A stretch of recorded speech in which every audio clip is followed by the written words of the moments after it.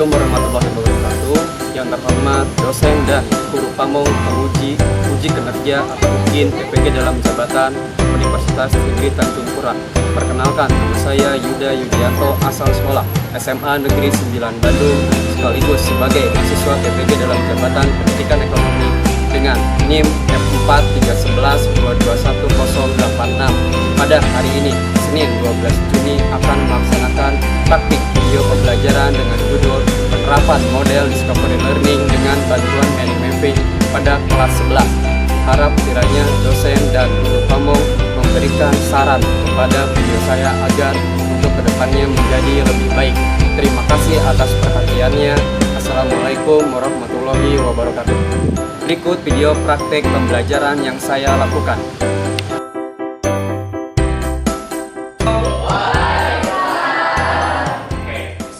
Assalamualaikum warahmatullahi wabarakatuh. Waalaikumsalam warahmatullahi wabarakatuh. Apa kabarnya hari ini? Baik ya, nah kita menyambut semester 2 ini, mudah-mudahan di semester 2 ini kalian belajar lebih semangat dan juga lebih baik. Untuk hari ini kita belajar biasa ya, belajar materi ekonomi. Sebelum belajar materi ekonomi, sebelum pembelajaran ini dimulai, alangkah baiknya kita berdoa dulu. Silakan ketua kelas dipimpin berdoanya. Ya teman-teman semua, sebelum melaksanakan kegiatan hari ini, alangkah baiknya kita berdoa terlebih dahulu. Berdoa untuk kepercayaan masing-masing dimulai.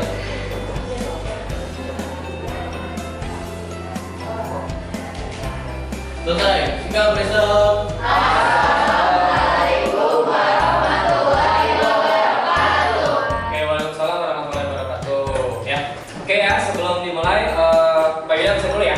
Untuk belajar hari ini, nanti kalian coba disebutkan saja mungkin informasi dari teman-temannya yang tidak masuk ya. Untuk hari ini yang tidak masuk. Oke. Ya, Albina hadir? Hadir. Alia? Hadir. Anissa? Hadir. Arleta? Hadir. Audrey? Hadir.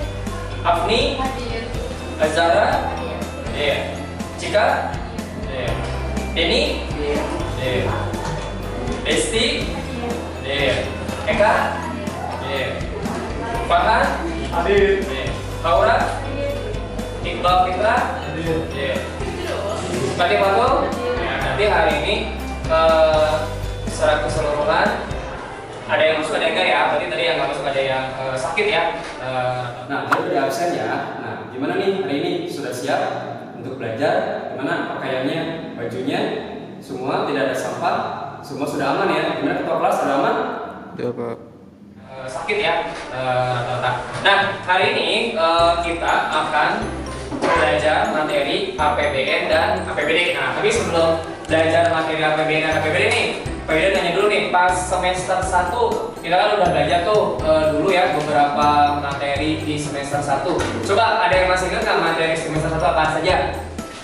Coba apa saja? Coba Ilham apa saja?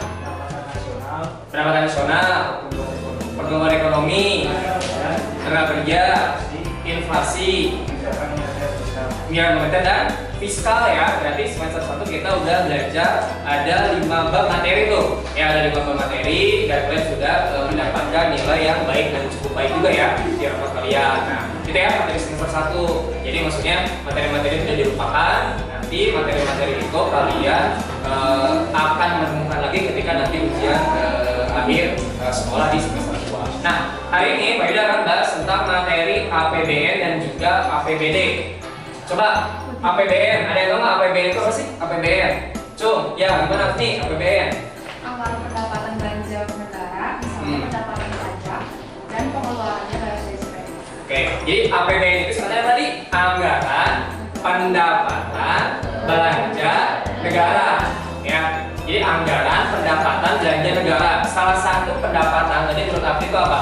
Adalah pajak ya, betul ya? Pajak itu adalah salah satu pendapatan negara yang paling besar, ya, yang paling besar gitu ya. Kemudian ada belanja. Kalau belanja kan belanja tuh pengeluaran. Tadi Afni bilang bahwa pengeluaran misalnya kayak belanja pegawai, gaji PNS dan seterusnya. Kalau APBD sedikit ya, itu berarti kebalik ya, bukan kebalik. Singkatannya anggaran pendapatan belanja daerah. Ya, iya, pendapatan belanja daerah. Tapi hari ini kita lebih ke fokus untuk APBD itu seperti apa. Ya, oke ya. Oke. Nah, di sini ada kompetensi yang harus kalian ikuti nih. Nah, Apa aja Pak kompetensinya yang harus atau indikatornya yang harus dipahami? Nah, yang pertama indikator yang harus dipahami itu adalah kalian bisa menganalisis APBN dalam pembangunan ekonomi. Ya, itu yang kompetensi dasarnya. Kemudian indikatornya apa? Indikator itu berarti apa yang harus kalian kuasai. Nah, yang pertama kalian bisa menjelaskan oke ya. Ini tujuan pembelajarannya. Tujuan pembelajarannya yang pertama, setelah mengikuti pembelajaran dengan discovery learning, maka kalian harus bisa atau dapat menguasai satu, menjelaskan pengertian APBN, kedua, mengidentifikasi fungsi dan tujuan APBN apa saja. Kemudian yang ketiga, menentukan sumber-sumber pemasukan atau pendapatan atau penerimaan negara. Yang keempat itu menentukan belanja negara dan pengeluaran negara. Yang terakhir, mempresentasikan peran APBN dan APBD dalam pembangunan itu seperti apa. Nah ini ya tujuan pembelajaran sama indikatornya. Bisa dipahami? Bisa. Ya, tujuannya ya. Nah, sekarang saya akan kasih tentang ini sedikit ya tentang postur APBN. Nah, ada postur APBN. Jadi apa sih APBN itu? Nah ini saya punya dua. Ada postur APBN tahun 2020 ya, 2020 sama 2021. 2020 itu kita lagi pandemi. Ya, oke, nggak ada? Ada ya. Nah ini ya. Saya tanyakan, gimana? Mengapa ya Pak dari 2023 teknologi atau Nah, 2021 mungkin ya, 2021 ya. Nah, kenapa misalnya APBN 2021 itu dia mengalami defisit atau mengalami kerugian? Ya kan ya, maksudnya ya. Nah, berarti di sini dia mengalami defisit atau mengalami kerugian itu yang 2021 ya, yang 2021 itu dia mengalami defisit atau mengalami kerugian itu posisinya kenapa? Karena di sini belanja untuk negara itu jauh lebih besar ya, jauh lebih besar daripada pemasukan. Ini ya, kita lanjut ya. Kita lanjut. Nah ini ada ya, ada pengertian APBN ya di sini. APBN apa APBN? Jadi APBN itu adalah suatu data yang merinci secara sistematis tentang sumber-sumber penerimaan dan belanja yang berlaku pada satu periode tertentu. Jadi di sini anggaran pendapatan belanja negara itu dia merinci sumber-sumber penerimaan negara. Jadi apa aja sumber penerimaan negara di sini ya? Pemasukan itu apa aja sih? Tadi udah disebutin ya sama teman kalian sama ini bahwa pemasukan tersebut dari pajak dan juga belanja. Dia artinya apa? Yang punya pembukuan itu bukan hanya perusahaan, tapi juga negara. Supaya apa? Supaya sirkulasi uang antar ataupun di negara tersebut itu bisa terjamin dengan baik. Makanya ada APBN. Ya sama lah kayak di perusahaan kan, pemasukannya apa, pengeluarannya apa, gitu seperti itu. Itu harus jelas. Ya sama di APBN pun, negara pun pemasukan sama pengeluaran harus jelas, gitu ya. Selama satu periode tertentu. Oke, selanjutnya. Nah ini kalian harus bisa memahami ini. Ada fungsi-fungsinya ya. Ada fungsi-fungsinya. Apa aja Pak Yuda? Yang pertama ada fungsi alam, misalnya kan kenapa nanti ada tol ada kereta api cepat Jakarta Bandung, itu adalah fungsi pembangunan. Kenapa kok jalan-jalan bagus? Itu ada fungsi pembangunan. Uangnya dari APBN. Ya. Kemudian yang kedua ada fungsi distribusi. Fungsi ini bertujuan untuk penyaluran dana kepada masyarakat ya. Penyaluran dana kepada masyarakat. Ya, bisa bansos, bisa bantuan dana pensiun bagi orang tuanya yang ada pensiun, itu fungsi distribusi. Uangnya yang salah dari APBN. Ya, kemarin COVID ramai itu kan, salah satu dari bansos, bantuan sosial. Itu namanya fungsi distribusi. Jadi uang pemasukan negara itu difungsikan oleh pemerintah, salah satu lewat fungsi distribusi. Kemudian yang ketiga, ada fungsi stabilisasi, bahwa anggaran negara berfungsi menjaga keseimbangan. Harusnya APBN itu menjaga keseimbangan keuangan, di mana pemasukan itu harus sama dengan pengeluaran minimal. Jangan sampai pengeluaran lebih besar. Nah, itu yang jelek sebenarnya, ya kan? Makanya ada keuangan APBN itu supaya negara punya 4 triliun pemasukannya, iya pengeluaran itu minimal 4 triliun, ya kan? Kalau lebih dari itu bakal bebas. Kemudian yang berikutnya fungsi otoritas, bahwa APBN ini adalah tonggak atau pelaksana pendapatan dan belanja setiap tahun. Bahwa APBN ini fungsi otorisasi wajib dilaksanakan setiap periode atau setiap tahun. Ini ya ada strukturnya, Nah ini ya ada pendapatan, tadi ya yang saya bilang tuh ada pendapatan, kemudian ada pendapatan dalam negeri, ada pendapatan hibah itu bantuan, ada belanja negara, ada belanja pemerintah pusat, ada daerah. Kita lihat pembagiannya seperti apa saja. Oke ya, nah ini ada pendapatan dalam negeri, ada juga hibah. Nah ini ya pendapatan dalam negeri itu ada pendapatan perpajakan, ada pendapatan bukan pajak.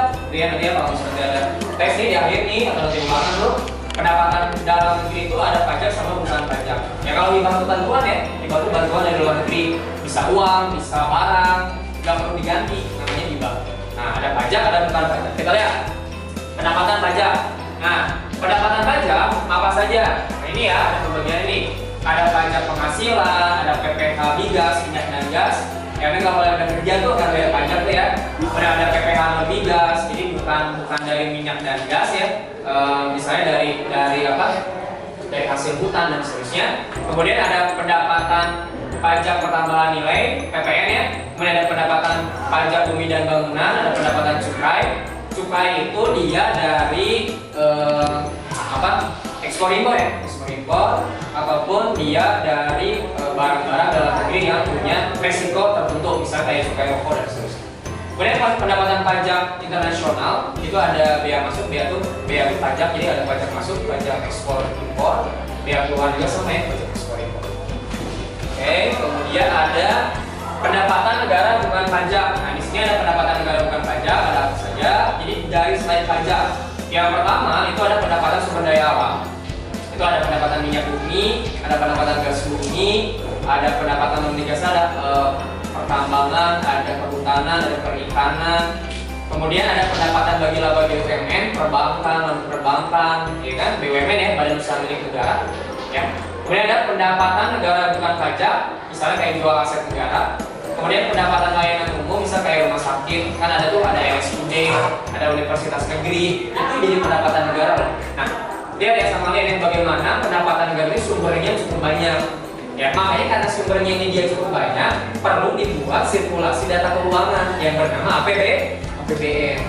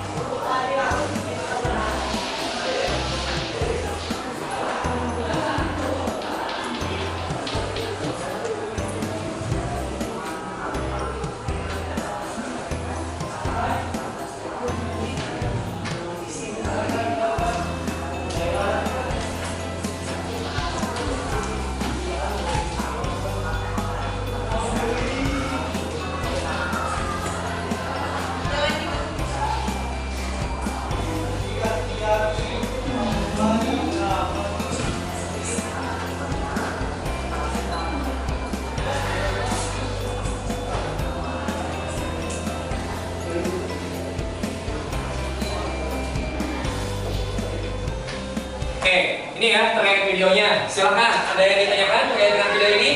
Ya, gimana Cika? Solusinya biar tidak defisit dan apa pengeluarannya buat terbesar. Oke, nah ini ya gimana nih solusinya kan di 2023 ini ekonomi membaik setelah pandemi Covid ya, tetapi maksudnya APBN masih defisit atau rugi. Tapi kata Sri Mulyani Menteri Keuangan, APBN-nya rugi tapi menurun. Nah itu nanti akan kalian diskusikan.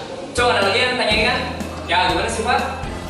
Apa yang menyebabkan APBN tahun 2023 mengalami defisit? Nah, sektor apa saja yang dimana tahun 2023 itu dia menyebabkan APBN itu defisit. Maksudnya 2023 itu masih rugi, APBN-nya rugi emang ataupun defisit, tetapi kedefisitan itu mengalami penurunan. Nah, tadi Siva bertanya kan, sektor apa saja yang menyebabkan itu semua mengalami defisit ya di tahun 2000. Nah itu ya, itu yang harus kalian nanti analisis gitu kan ya, dan harus kalian cari ya jawabannya seperti itu. Nah nanti akan ada media-media belajar yang saya akan kasih untuk bisa menjawab pertanyaan-pertanyaan.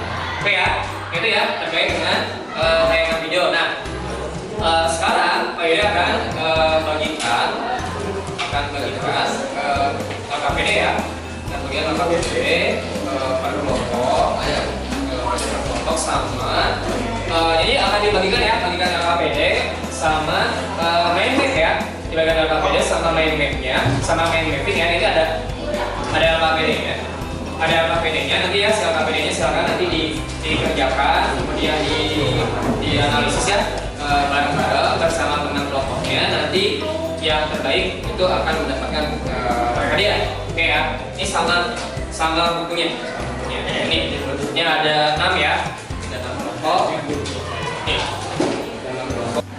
Ini ada tanda kelompok. itu kesana ke pojok. Yang dua lagi. Oke ya. Nah ini ya ada modulnya, silakan dicari. Ada tambahan modulnya juga ya. Ada bukunya ya, jadi bukunya ini silakan dicari juga. Nah ini. Coba Wilda, sama Iqbal ada di sana. Oke ya, ada bukunya ya. Nih. Nah, coba ke belakang. Di luar nalar. Dar, ke belakang dar. Nah, Juga kan ya, ada ujian pakai link. nah, nanti ya ini ada main map ya, main map yang sudah kalian buat di tugas sebelumnya. Ini kan duduknya sudah berkelompok sesuai dengan kelompok sebelumnya. Ini ada main map ya, nanti kalian bisa juga mencari jawaban dari sini selain dari buku tadi ya. Ini terima kasih. Nah ini ada yang ini ya, ada yang bentuk karton juga ya, ada yang bentuk karton juga, ada yang bentuknya jadi masing-masing ya. Bisa dilihat ya.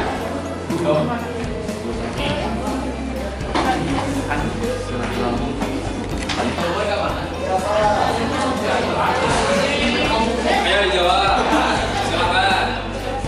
Jawab bisa? Jawab sebisanya. Kenapa bisa ada visi? Didengarkan lagi yang tadi. Ya kan? Kenapa bisa? Ada tuh di video YouTube-nya. Silakan. Ayo, Alia jangan langsung dikerjakan. Mati. Ya ampun. Stop, dijawab yang seininya. Oke, kelompok ini kita gimana? Ada? Energi. Hidung deh.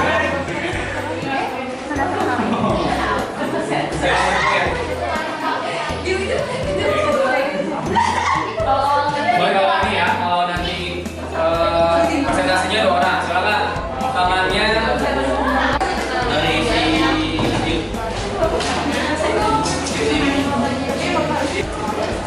ya maksudnya sektor apa tuh kan, misalnya apa sih yang menyebabkan defisit misalnya di tadi ya, misalnya apa sektor kesehatan apa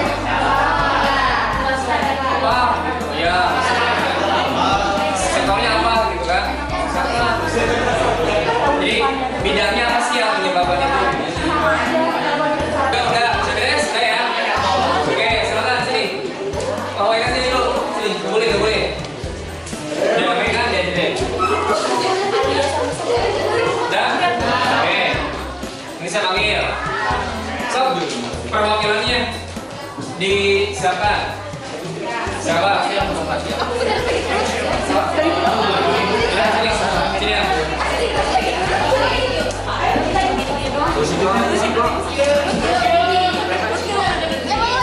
Udah, Nik. Oh, namanya bisa. Sini ya. Dan silakan sambil saya memverifikasi ini ya, sambil yang sini dulu. Nanti kalian siapin orang ya. Oke. Beri tepuk tangan buat kelompok Denny.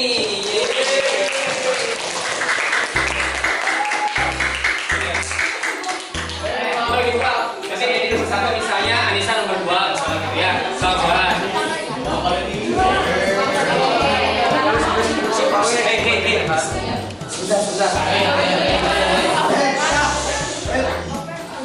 Hei. Sudah. Hei. Ayo. Assalamualaikum warahmatullahi wabarakatuh.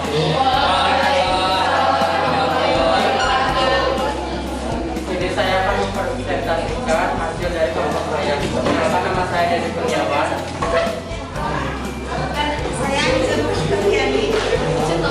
Saya jangan lupa. Nomor 7.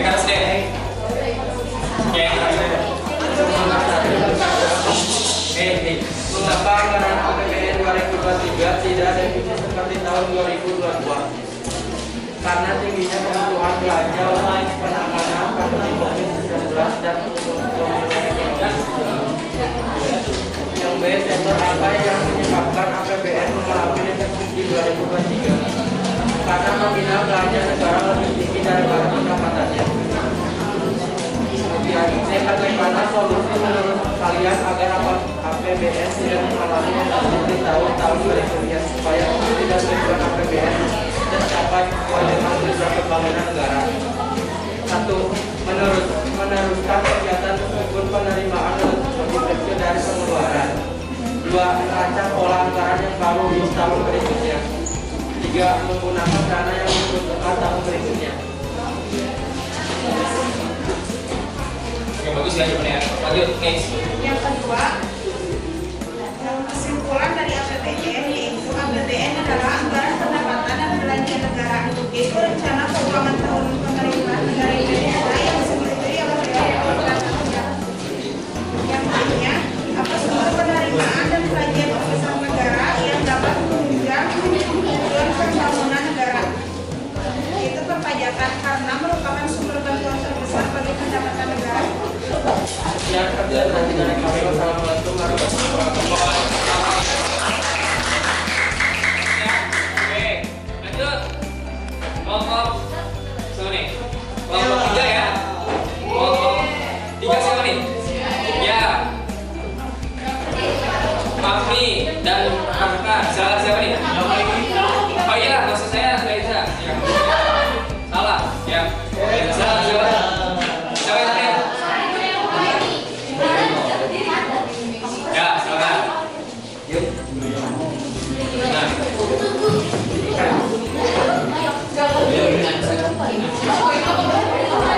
Oke ya. Silakan bacain atau dipresentasikan. Ya, salam. Salam. Ayo. Assalamualaikum warahmatullahi wabarakatuh. Waalaikumsalam. Kami yang akan mempresentasikan hasil diskusi kelompok kami. Soal yang pertama yaitu mengapa anggaran APBN 2023 tetap defisit seperti tahun 2022. Jelaskan. Karena pengeluaran negara pada masa pandemi lebih banyak dan pendapatannya terhenti karena pandemi dan banyak tenaga kerja yang diberhentikan.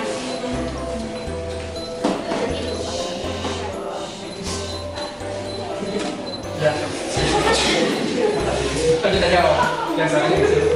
Sektor apa yang menyebabkan APBN mengalami defisit di 2023? Yang pertama ada sektor perekonomian, dan yang kedua ada sektor kesehatan. Kenapa sektor perekonomian? Karena pada saat pandemi perdagangan atau jual beli di masyarakat terhenti, jadi anggaran pendapatan di dalam negara juga terhenti, jadi kayak mengurang.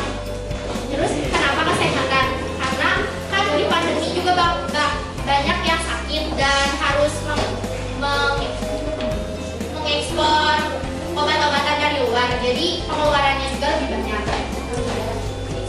Yang 1C, bagaimana solusi menurut kalian agar APBN tidak mengalami defisit di tahun-tahun berikutnya supaya fungsi dan tujuan APBN tercapai sesuai dengan tujuan pembangunan negara? Kalau di sektor ekonomi,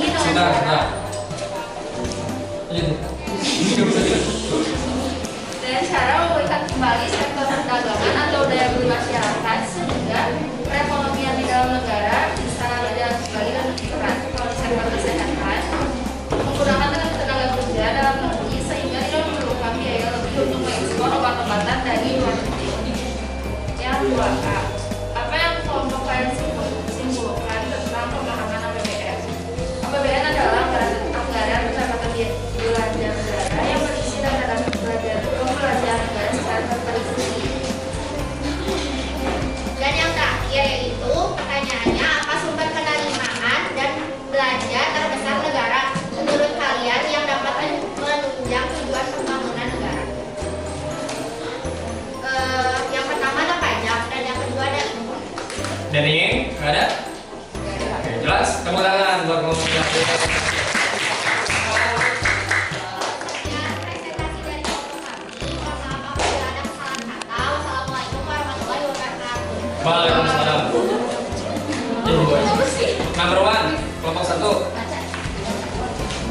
Kalian CS siapa? Kalian sama? Nah, jadi bagaimana bisa generalisir atau simpulkan ya dari LKPD hari ini.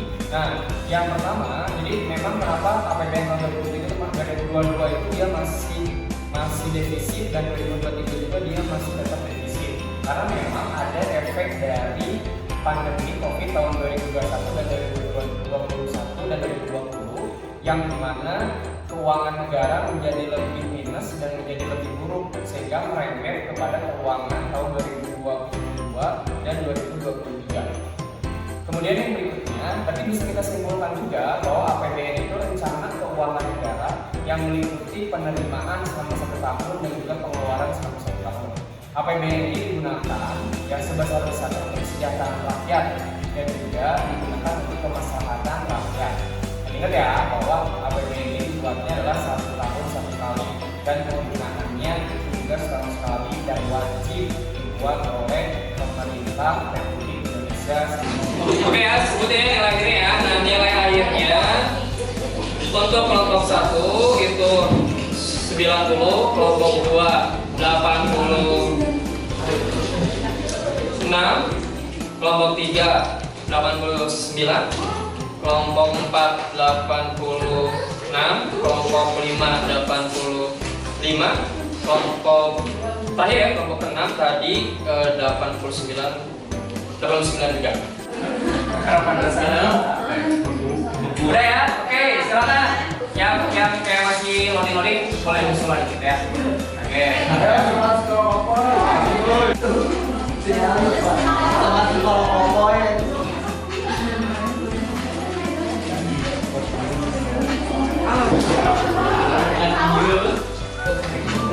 Yuk, ini dibaca. Apa hal yang paling anak kuasai selama pembelajaran hari ini? Pengertian APBN, tujuan APBN, sumber penerimaan. Apa hal yang belum anak-anak kuasai selama belajar hari ini? Tidak ada.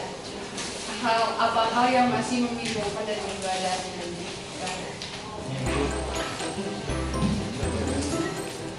Nah, lanjut kelompok sifat terakhir. Baca. Saya Zara Dewi, perwakilan dari kelompok 5 akan menjawab pertanyaan refleksi yang telah diberikan. Yang pertama, apa hal yang paling anak-anak kuasai setelah pembelajaran hari ini? Yang pertama, menguasai materi pengertian APBN, mengidentifikasi fungsi dan tujuan penyusunan APBN, menentukan sumber dan penerimaan negara. Yang terakhir, menentukan belanja negara atau pengeluaran negara. Pertanyaan kedua, apa hal yang belum anak-anak kuasai setelah pembelajaran hari ini? Tidak ada, kelompok kami sudah memahami materi yang ada. Yang ketiga, apa hal yang masih membingungkan dari pembelajaran hari ini? Tidak ada, kelompok kami sudah cukup memahami. Terima kasih. Oke ya, udah semua ya. Nah, terima kasih untuk refleksinya. Oke ya, kita sebelum akhiri, nah kita review. Jadi hari ini kita belajar materi tentang APBN, gitu ya. Apa tentang anggaran, pendapatan, belanja negara. Oke ya, ada fungsinya. Banyak tadi. Pertama ada fungsi alokasi, fungsi distribusi, fungsi stabilisasi, fungsi regulasi, fungsi perencanaan, dan fungsi organisasi. Ya, secara keseluruhan ya sebenarnya tujuan dari APBN ini sebenarnya dia digunakan untuk sebesar-besarnya untuk kesejahteraan masyarakat. Dan dalam pelaksanaannya bagaimana nanti ada APBN yang sifatnya dia defisit, pengeluaran lebih besar yang harus dihindarkan, dan juga ada APBN surplus ya, di mana pendapatan yang lebih besar daripada pengeluaran. Kemudian ada juga APBN seimbang, yang itu di mana pendapatan sama dengan pengeluaran, gitu ya. Jadi bagaimana negara tidak boleh mengalami APBN defisit dan minimal mungkin itu seimbang, gitu ya. Untuk pembelajaran hari ini, nah nanti untuk minggu depannya lagi kalian pelajari tentang mekanisme penyusunan APBN dan juga materi tentang APBD. Bisa dipahami? Ada yang nanyakan? Tidak ada? Kalau tidak ada, mari kita pulang. Silakan ketua kelas dipimpin doanya. Setelah melaksanakan kegiatan hari ini, anak APBN kita berdoa terlebih dahulu. Berdoa menurut kepercayaan dan agama masing-masing. Dimulai.